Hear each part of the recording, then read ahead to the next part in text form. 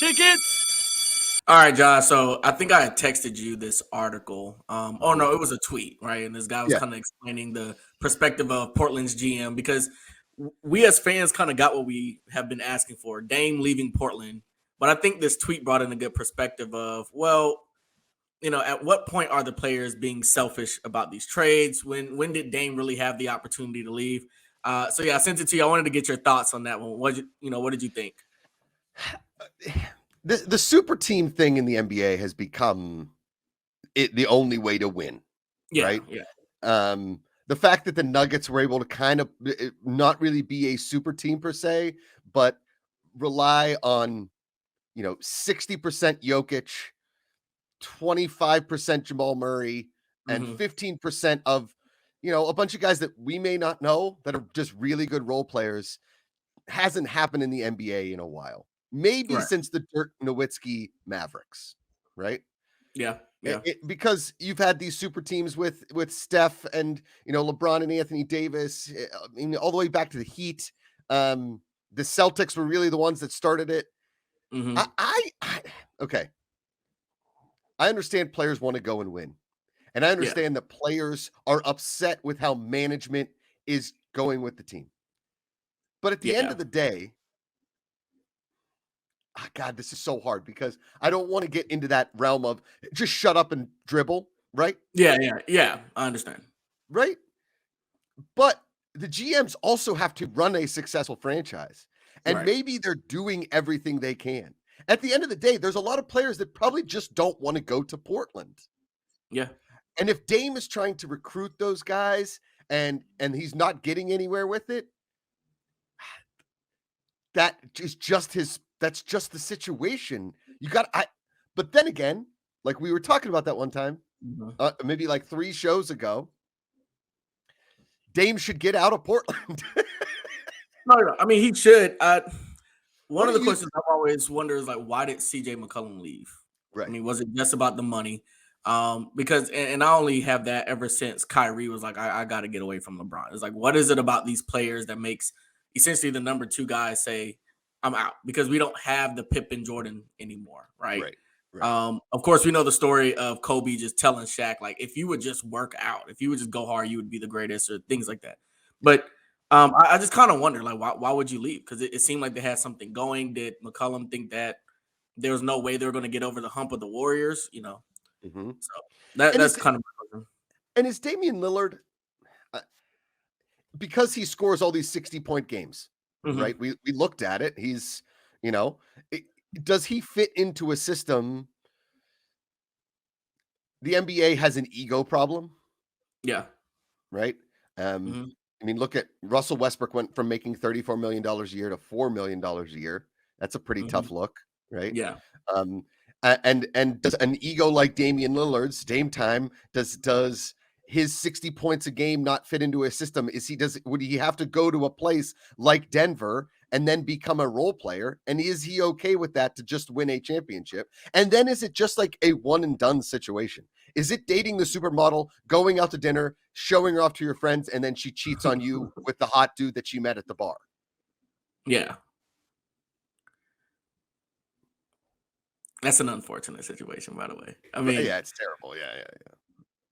Yeah. I mean, because Dame is a generational talent that deserves a championship, but so was Charles Barkley. Yeah, I was like, I mean, that's just kind of the story of so many greats. The reality is that you all competed. You competed hard, but you just ran into the Bulls. You ran into Kobe. You ran into LeBron. Like it just kind of is what it is.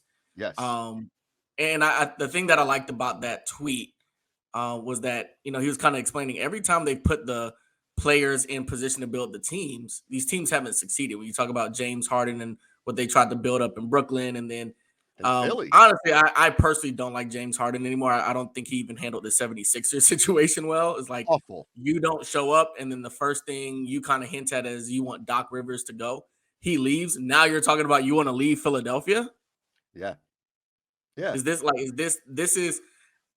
what fans have to deal with now in professional basketball? Right. And how did the GM, presidents, owners of teams lose all control?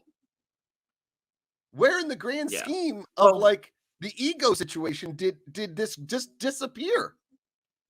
I think it just comes down to, I mean, this. I wonder if this is impacted by the LeBron leaving Cleveland to go to Miami thing. I wonder if that sent a scare to the GMs and the presidents and even the owners that, hey, our number one priority is we have to keep our superstar. We have to keep him. We can't lose our superstar. We can't sit here and watch all these super teams get built for the better franchises, the franchises that are already at the top.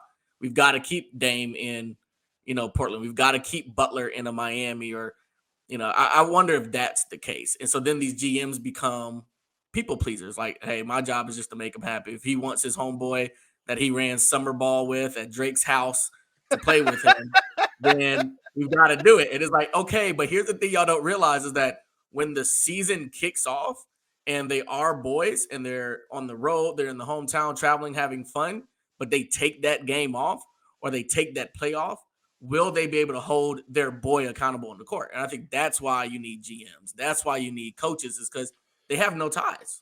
Right. I'm not your friend. This is about winning. This is about ticket sales. Like, so yeah. Man, I this is such a tricky situation now because the slippery slope did start when LeBron took his talents to South Beach. You can say Yeah. what you want, Celtics, Kobe Shaq, you know, but Yeah. the history books are littered with amazing basketball players that didn't win a championship because they couldn't get it done with the team that they were stacked with. Right. And so, I, with salary caps and the way that the business is run in the NBA, that makes it very, very difficult to have parity in a league when all they want to do is play on super teams. Yeah.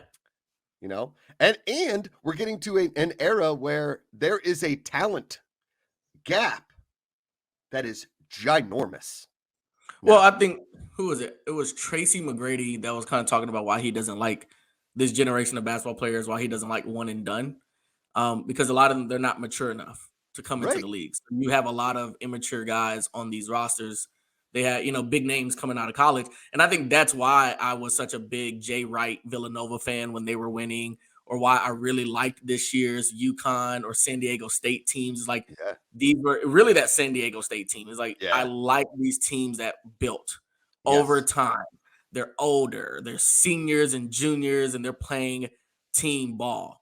Um, but these one and done type teams, I mean, it kind of, it sucks because you get It all this does. hype. I mean, think about that Zion Duke team. It was like y'all really just got knocked out. It's not even the championship, No, because you know. it's an yeah. At what point did trusting the process just become a saying?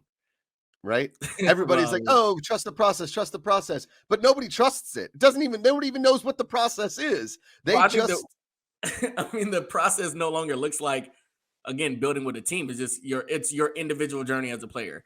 If that right. means you play 2 or 3 years for your franchise or whenever till your rookie contract's up, and then you just hop around. I mean, you can even say the same thing in college football with the whole transfer portal thing. I mean, I don't know if you heard, but they cut it down to 30 days now. At first, I think Okay. it had like 2 30-day periods. Now they just cut it down to one. Okay. But even that impacts it. No longer do you have, like Tyrann Mathieu was saying, man, I had to sit behind Patrick Peterson and all these other studs at LSU before Yeah. I got my time. Now Totally. these dudes can just, all right, I'm out, Bounce hop around. around. The portal is Yeah. closing, Leighton. Uh, yeah, I I I just I don't know, man. I have such a I have such nostalgia for teams that you Mhm. rooted for a long period of time.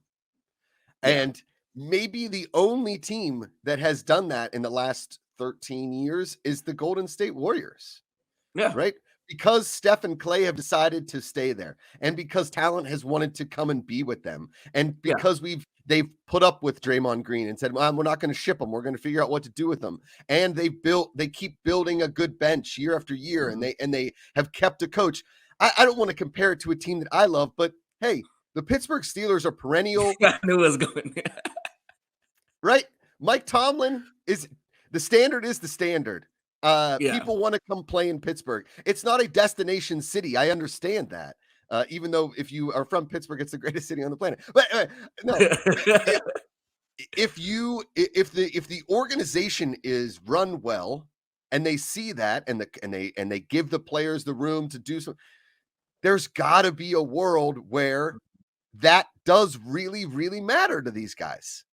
Now, there are also all are just egotistical dudes that want to bounce around, and those guys may never be successful. Look, Russ and KD and Harden never won one together. They split up. Yeah. KD just so happened to go to the greatest team ever assembled and win a couple. Yeah. Harden and Westbrook, unfortunately, did not. Yeah. And they'll be this generation's greatest to never do it, in my opinion. Yeah. I don't think it's ever going to happen. I mean, no, that's just what it's going to be. We're Yeah. just going to have to talk it up to that.